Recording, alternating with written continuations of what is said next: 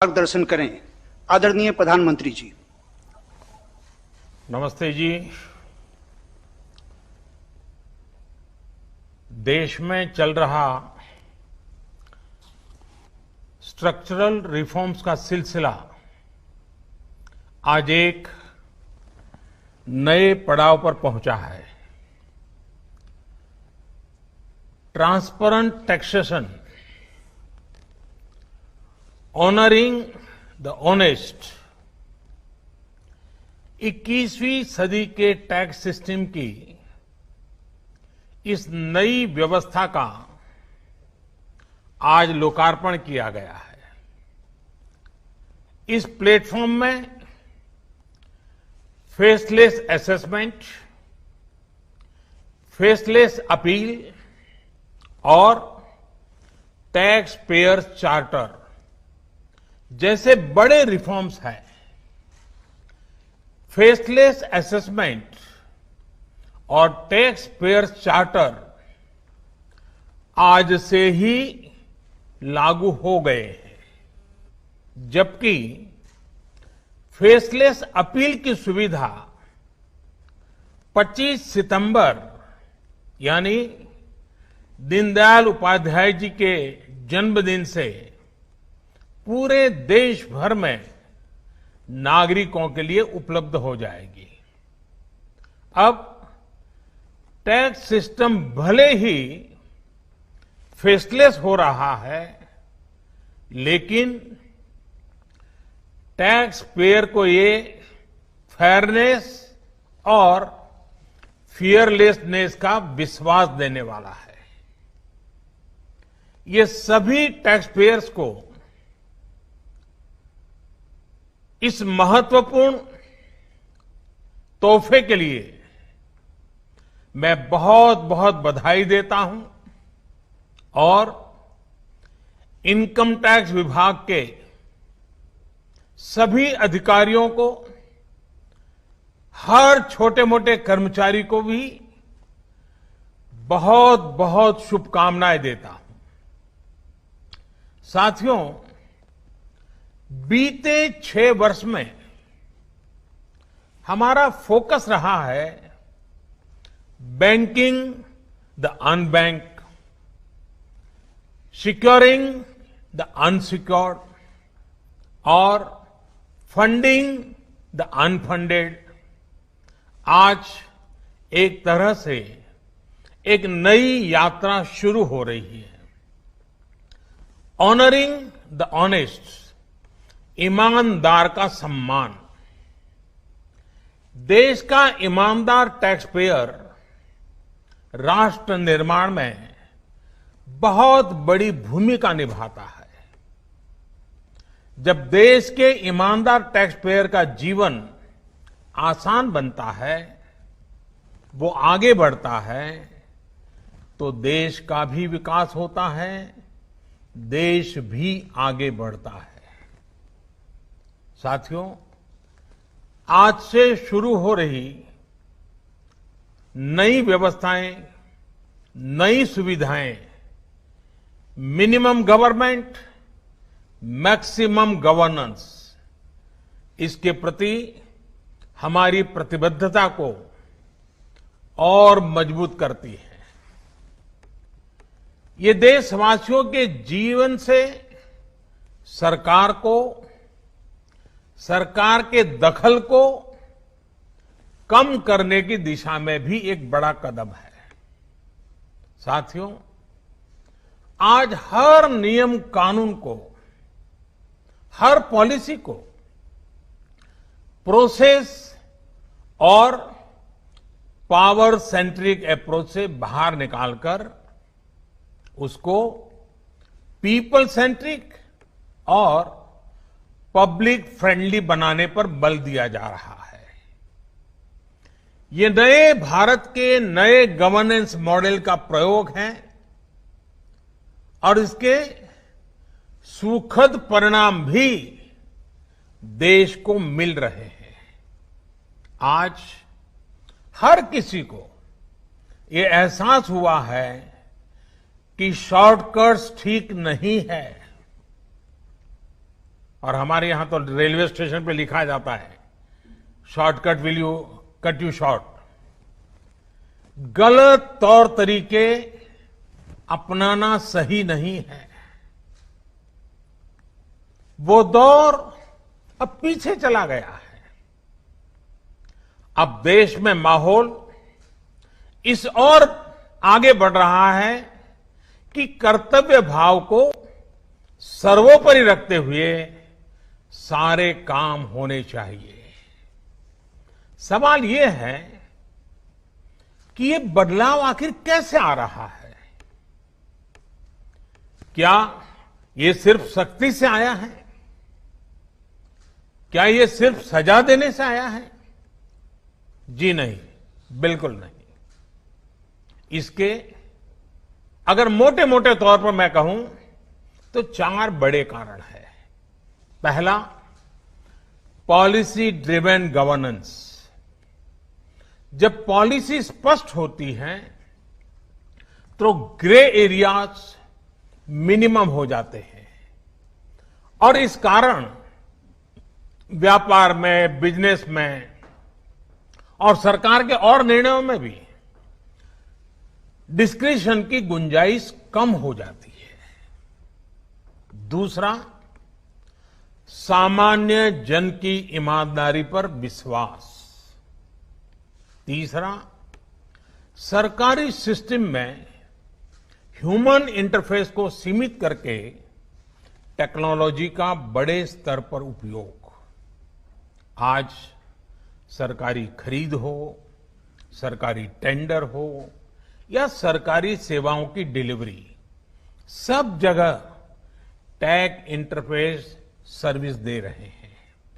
और चौथा, हमारी जो सरकारी मशीनरी है, जो ब्यूरोक्रेसी है, उसमें एफिशिएंसी, इंटीग्रिटी और सेंसिटिविटी के गुणों को रिवॉर्ड किया जा रहा है, पुरस्कृत किया जा रहा है।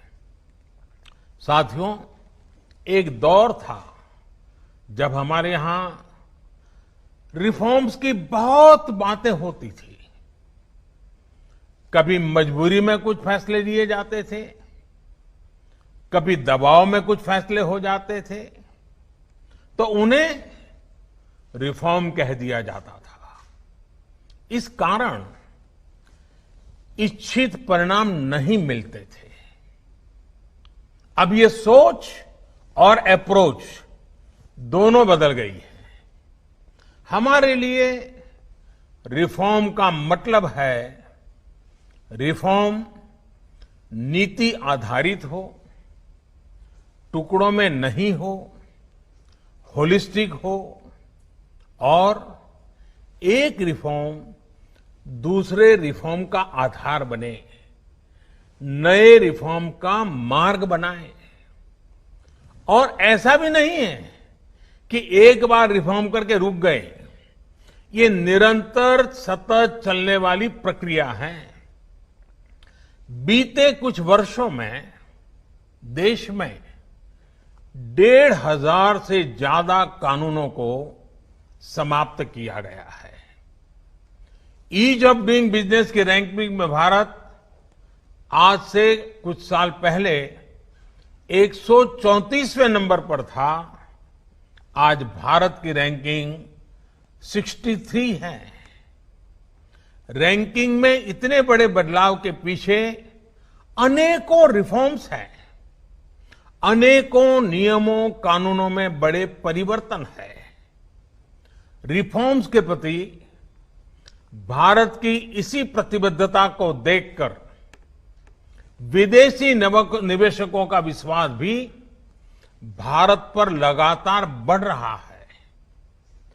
कोरोना के इस संकट के समय भी भारत में रिकॉर्ड एफडीआई का आना इसी का उदाहरण है। साथियों, भारत के टैक्स सिस्टम में फंडामेंटल और स्ट्रक्चरल रिफॉर्म्स की जरूरत इसलिए थी क्योंकि हमारा आज का ये सिस्टम गुलामी के कालखंड में बना और फिर धीरे धीरे इवॉल्व हुआ। आजादी के बाद इसमें यहां वहां थोड़े बहुत परिवर्तन किए गए, लेकिन लार्जली सिस्टम का कैरेक्टर, उसकी चाल चलन वही रहा। परिणाम यह हुआ कि जो टैक्स पेयर राष्ट्र निर्माण का एक मजबूत पिलर है, जो देश को गरीबी से बाहर निकालने के लिए योगदान दे रहा है, उसको कटघरे में खड़ा किया जाने लगा। इनकम टैक्स का नोटिस फरमान की तरह बन गया।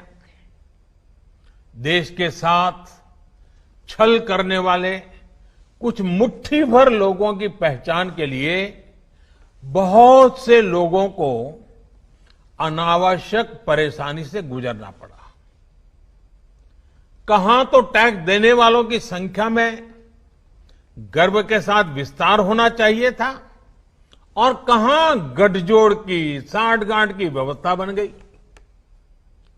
इस विसंगति के बीच ब्लैक और व्हाइट का उद्योग भी फलता फूलता गया।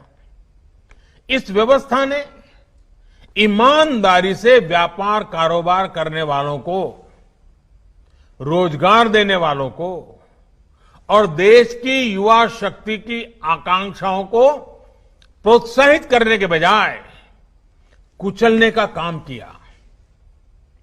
साथियों, जहां कॉम्प्लेक्सिटी होती है, वहां कंप्लायंस भी मुश्किल होता है।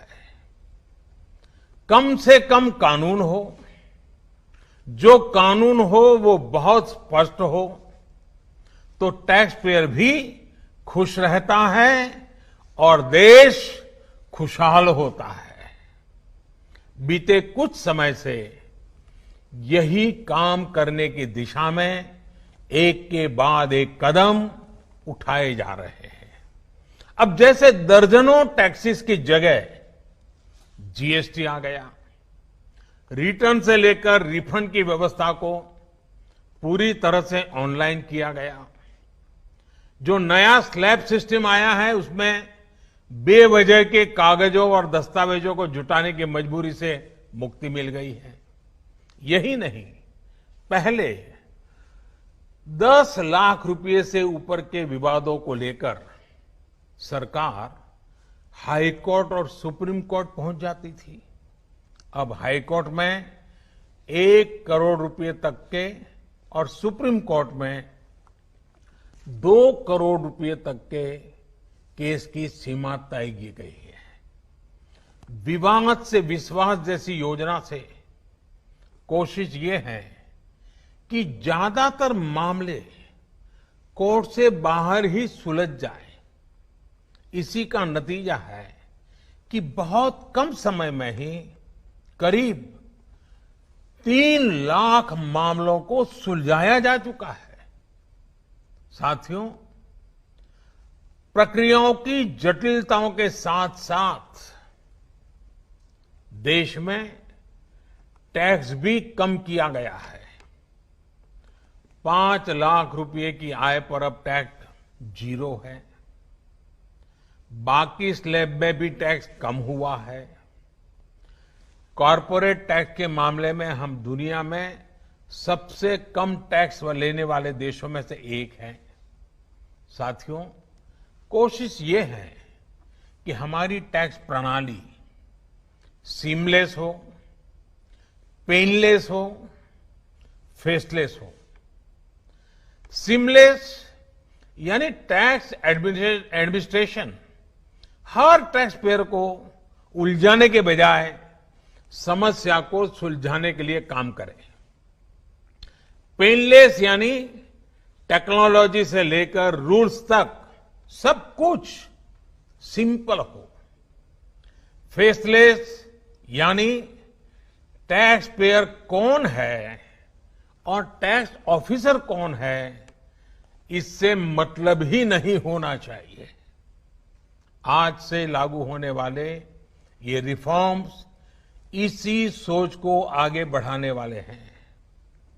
साथियों, अभी तक तो होता यह है कि जिस शहर में हम रहते हैं उसी शहर का टैक्स डिपार्टमेंट हमारी टैक्स से जुड़ी सभी बातों को हैंडल करता है। स्क्रूटिनी हो, नोटिस हो, सर्वे हो या फिर जब्ती हो, इसमें उसी शहर के इनकम टैक्स डिपार्टमेंट की आयकर अधिकारी की मुख्य भूमिका रहती है। अब ये भूमिका एक प्रकार से खत्म हो गई है। अब इसको टेक्नोलॉजी की मदद से बदल दिया गया है। अब स्क्रूटिनी के मामलों को देश के किसी भी क्षेत्र में किसी भी अधिकारी के पास रैंडम तरीके से आवंटित किया जाएगा। अब जैसे मुंबई के किसी टैक्स पेयर का रिटर्न से जुड़ा कोई मामला सामने आता है, तब इसकी छानबीन का जिम्मा मुंबई के अधिकारी के पास नहीं जाएगा, बल्कि संभव है कि वो चेन्नई चला जाए, गुवाहाटी चला जाए, रायपुर चला जाए, अहमदाबाद चला जाए, वो फेसलेस टीम के पास जा सकता है और वहां से भी जो आदेश निकलेगा उसका रिव्यू किसी दूसरे शहर, कहीं जयपुर हो जाएगा, बेंगलुरु हो जाएगा, चेन्नई हो जाएगा, कोची हो जाएगा, वहां की टीम करेगी।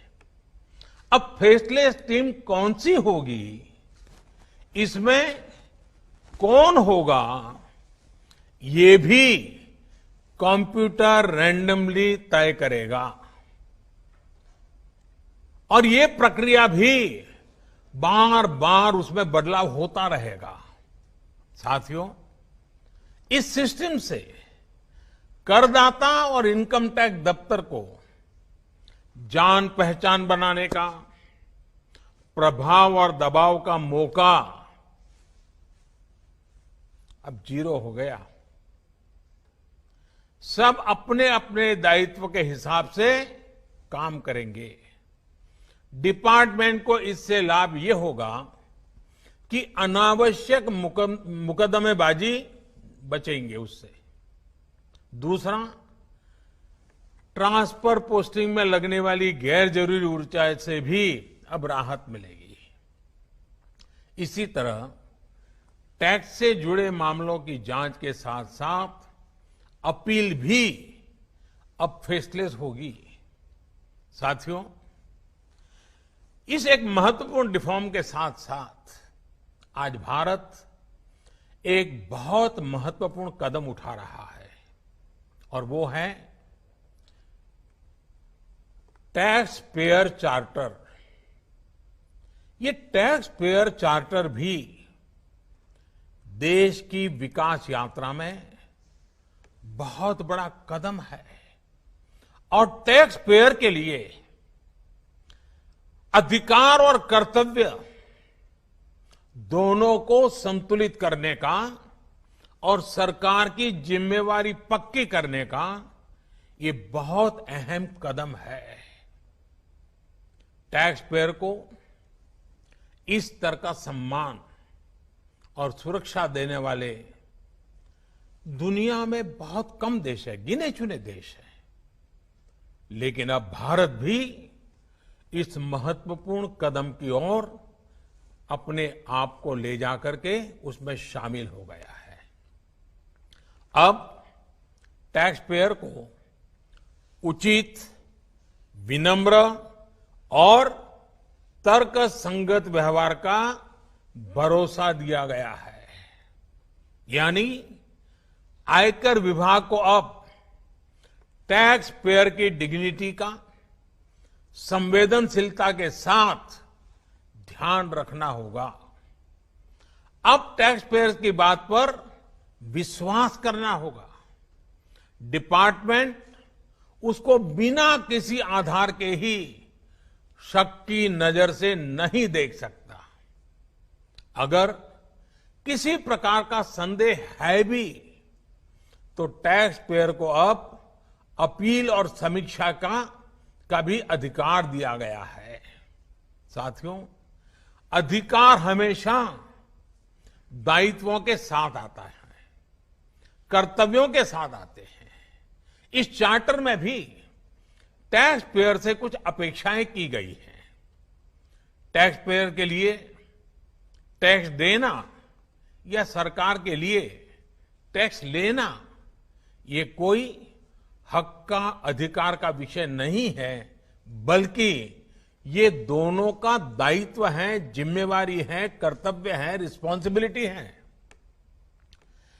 टैक्स पेयर को टैक्स इसलिए देना है क्योंकि उसी से सिस्टम चलता है। देश की एक बड़ी आबादी के प्रति देश अपना फर्ज निभा सकता है और उज्जवल भविष्य की ओर कदम भी रख सकता है। इसी टैक्स से खुद टैक्स पेयर को भी तरक्की के लिए, प्रगति के लिए बेहतर सुविधाएं और इंफ्रास्ट्रक्चर मिल पाता है। वहीं सरकार का ये दायित्व है कि टैक्स पेयर की पाई पाई का सदुपयोग करे। ऐसे में आज जब करदाताओं को सुविधा और सुरक्षा ये दोनों मिल रही हैं, तो देश भी हर टैक्स पेयर से अपने दायित्वों के प्रति ज्यादा जागरूक रहने की अपेक्षा करता है। साथियों, देशवासियों पर भरोसा, इस सोच का प्रभाव कैसे जमीनी पर नजर आता है, ये समझना भी बहुत जरूरी है। वर्ष 2012-13 में जितने टैक्स रिटर्न होते थे उसमें से 0.94% की स्क्रूटनी होती थी। वर्ष 2018-19 में ये आंकड़ा घटकर 0.26% पर आ गया है। यानी केस की स्क्रूटनी करीब करीब 1/4 हो गई है, 4 गुना कम हुई है। स्क्रूटनी का 4 गुना कम होना अपने आप में बता रहा है कि बदलाव कितना व्यापक है। साथियों, बीते 6 वर्षों में भारत ने टैक्स एडमिनिस्ट्रेशन में गवर्नेंस का एक नया मॉडल विकसित होते देखा है। We have decrease complexity, decrease taxes, decrease litigation, increase transparency, increase tax compliance, increase trust on the tax payer. साथियों, इन सारे प्रयासों के बीच बीते 6-7 साल में इनकम टैक्स रिटर्न भरने वालों की संख्या में करीब 2.5 करोड़ की वृद्धि हुई है। ये वृद्धि तो बहुत बड़ी है, लेकिन इस बात का हम इनकार नहीं कर सकते हैं कि इसके बावजूद भी 130 करोड़ के देश में ये बहुत कम है, बहुत कम है। इतने बड़े देश में सिर्फ 130 करोड़ में से 1.5 करोड़ साथी ही इनकम टैक्स जमा करते हैं। 130 करोड़ में 1.5 करोड़। मैं आज देशवासियों से भी आग्रह करूंगा, जो सक्षम है उनको भी आग्रह करूंगा, भिन्न भिन्न करके व्यापार उद्योग के संगठन चलाते हैं उनको भी आग्रह करूंगा। इस पर हम सबको चिंतन करने की जरूरत है। देश को आत्मचिंतन करना होगा और ये हमारा आत्मचिंतन ही आत्मनिर्भर भारत के लिए आवश्यक है, अनिवार्य है। और ये जिम्मेदारी सिर्फ टैक्स डिपार्टमेंट की नहीं है, ये जिम्मेवारी हर हिंदुस्तानी की है, हर भारतीय की है जो टैक्स देने में सक्षम है, लेकिन अभी वो टैक्स नेट में नहीं है। वो स्वप्रेरणा से अपने आत्मा को पूछे, आगे आए। और अभी 2 दिन के बाद 15 अगस्त है आजादी के लिए मरने मिटने वालों को जरा याद कीजिए। आपको लगेगा हां, मुझे भी कुछ न कुछ देना चाहिए। आइए विश्वास के, अधिकारों के, दायित्वों के इस महत्वपूर्ण भावना का सम्मान करते हुए, इस प्लेटफॉर्म का सम्मान करते हुए नए भारत, आत्मनिर्भर भारत के संकल्प को सिद्ध करें। एक बार फिर देश के वर्तमान और भावी ईमानदार टैक्स पेयर को बहुत बहुत बधाई देता हूं, शुभकामनाएं देता हूं। और ये पहल, ये बहुत बड़ा फैसला लिया गया है। इनकम टैक्स के अधिकारियों को भी जितनी बधाई दे उतनी कम है। हर टैक्स पेयर ने इनकम टैक्स अधिकारियों को भी बधाई देनी चाहिए, क्योंकि एक प्रकार से उन्होंने अपने आप पर बंधन डाले हैं। अपने खुद की ताकत को, अपने अधिकारों को उन्होंने खुद ने काटा है। अगर इनकम टैक्स डिपार्टमेंट के अधिकारी इस प्रकार से आगे आते हैं तो किसको गर्व नहीं होगा? हर देशवासी को गर्व होना चाहिए। और पहले के जमाने में शायद टैक्स के कारण कुछ समस्याएं होगी, लोगों ने टैक्स देने के रास्ते पर जाना पसंद नहीं किया होगा। अब जो रास्ता बना है वो टैक्स देने की तरफ जाने का आकर्षक रास्ता बना है। और इसलिए आइए भव्य भारत के निर्माण के लिए इस व्यवस्था का लाभ भी उठाएं और इस व्यवस्था को जोड़ने के लिए आगे भी आए। मैं फिर एक बार आप सबका बहुत बहुत धन्यवाद करता हूं, अनेक अनेक शुभकामनाएं देता हूं। निर्मला जी और उनकी पूरी टीम को भी मैं बहुत धन्यवाद करता हूं कि एक के बाद एक देश के उज्जवल भविष्य के लिए लंबे अरसे तक प्रभाव पैदा करने वाले अनेक सकारात्मक निर्णयों का नेतृत्व कर रहे हैं। मैं फिर एक बार सबको बधाई देता हूं, सबका धन्यवाद करता हूं।